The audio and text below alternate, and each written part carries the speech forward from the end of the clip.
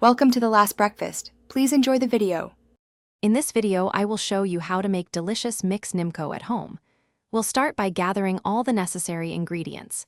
You'll need chickpea flour, rice flour, and a selection of aromatic spices like cumin and chili powder.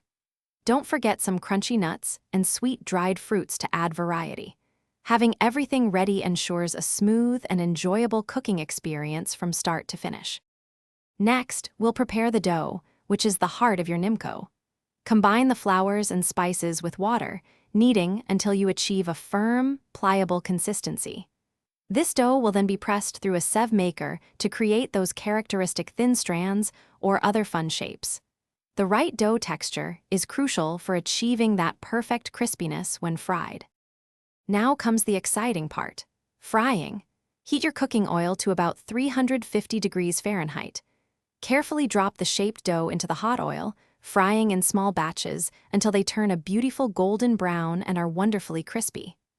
Once fried, remove them and let them drain on paper towels to get rid of any excess oil, ensuring a light and crunchy snack. Finally, it's time to assemble your homemade mixed Nimko.